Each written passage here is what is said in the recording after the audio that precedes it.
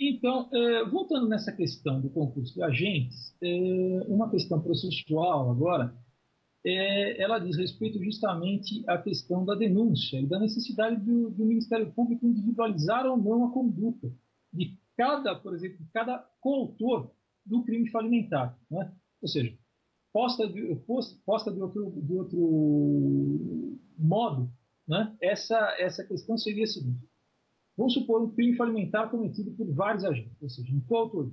O Ministério Público precisa descrever na denúncia a conduta de cada autor do crime. Essa é uma questão muito divergente. Normalmente, os julgados que eu tenho visto do STJ, os últimos julgados, têm dito que não é necessário. Logicamente que a denúncia precisa possibilitar a defesa, né? Mas basta que o Ministério Público descreva a conduta, uma conduta base, a qual aderiram os outros coautores, né? Essa é uma questão processual muito importante. Uma outra questão também que existe é a seguinte: vamos imaginar o crime falimentar ocorrido em determinada época e, posteriormente, o sócio, né, que estava no quadro social à época do cometimento do crime falimentar, venha deixar essa sociedade. O que acontece em relação ao crime falimentar? Pode ele ser denunciado ou não? A resposta é positiva, ou seja, desde que, obviamente, tenha havido dolo, todas aquelas características, o fato de se retirar da sociedade posteriormente não isenta esse sócio de responder também pelo crime. Okay? Uma outra questão também muito presente na nossa prática é aquela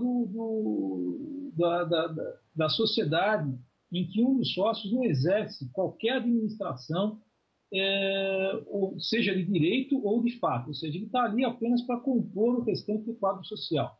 Alguns chamam até esse tipo de sociedade da sociedade 99 e 1, né? Ou seja, um sócio tem 99%, outro tem 1%, e esse sócio de 1% normalmente está ali só para completar o quadro societário.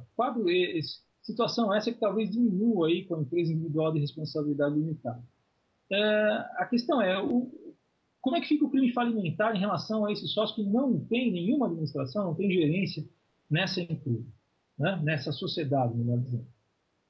Normalmente a jurisprudência tem dito que é necessário que se prove que algum poder de gestão, algum poder de administração para que se possa denunciar o sócio pelo crime falimentar, ou seja, aquele indivíduo que simplesmente compunha o quadro social, mas não tinha nenhuma, não exercia nenhuma administração, não pode ser denunciado por esse crime. Ok? Muito bem. Bom, o elemento subjetivo, acho que nós já falamos aqui para vocês. Em relação também aqui à tentativa, nós já falamos, e cabe agora também, nós falamos em relação à tentativa, vamos falar em relação à consumação, tá? Isso já foi uma pergunta também no Ministério Público aqui em São Paulo. A pergunta é: qual o momento consumativo do crime antifalimentar, ou pré-falimentar, tá? E, para ser novamente xingado, eu vou dizer que existem duas correntes. Bom, existe uma corrente que diz o seguinte, e eu acho até a mais razoável: o crime falimentar está consumado desde que se perfaçam todos os elementos do tipo penal, o crime antifalimentar, tá bom? A condição objetiva de punibilidade, ou seja, a posterior decretação da falência, concessão da recuperação ou homologação do plano de recuperação extrajudicial, não influencia em nada a consumação do crime, mas apenas influencia a punibilidade do crime. Tá? O crime, então, já está consumado, tá? E posteriormente ele vem a ser punível, quando ocorrida a condição objetiva de punibilidade. Uma outra corrente, no entanto, entende que o crime só estará consumado, o crime pré-falimentar ou pré-recuperação, só estará consumado, tá?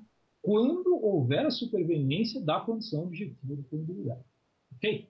Bom, basicamente são essas duas correntes. A tentativa a gente já falou. Existe uma outra questão muito importante, aqui eu vou entrar na questão do concurso de crimes. Bom, não sei se vocês já ouviram falar da chamada unidade ou unicidade do crime falimentar. Tá? O que quer dizer isso? Tá? Significa o seguinte: unidade ou unicidade do crime falimentar significava que quando você tivesse concurso entre crimes falimentares, é importante dizer, isso só se aplica aos crimes falimentares. Tá? Entre crime falimentar e crime comum não existe unidade ou unicidade. Mas havendo dois ou mais crimes falimentares cometidos e havendo aí então um concurso de crimes, a questão, a unicidade, a unidade do crime, preconizava que você só puniria o autor desses crimes, só seria punido pelo delito falimentar mais grave, né? Por que existia isso? Algumas justificativas dos doutrinadores mais antigos a esse respeito seria a seguinte: primeiro, que a condição objetiva de punibilidade é una e torna una a conduta que anteriormente fora múltipla. Um argumento que eu acho, sinceramente, muito difícil de acolher, né? Porque eu não acho que a unidade da condição objetiva de punibilidade torne una a conduta que houve anteriormente a ela. Não vejo nenhuma característica nesse sentido. Uma outra questão, uma outra justificativa para a existência da unidade ou da unicidade do crime parlamentar seria que isso também muito mais se justificava na vigência da legislação anterior, era que o tipo de descrição dos crimes falimentares muito se assemelhava àqueles crimes chamados de conteúdo variável, ou melhor, de conteúdo variável, né? Ou tipo chamado de mistos alternativos, em que você tem uma descrição de várias condutas, como mesmo que cometida mais de uma conduta, você comete um crime único, né? É uma questão muito difícil. Bom, com a superveniência da Lei 11.101, alguns doutrinadores, no meu modo de ver, com toda razão, disseram que a unidade ou a unicidade do crime falimentar é uma questão que não deve mais existir, né? Eu concordo em absoluto com uma posição que a unicidade deve terminar no tratamento dos crimes falimentares.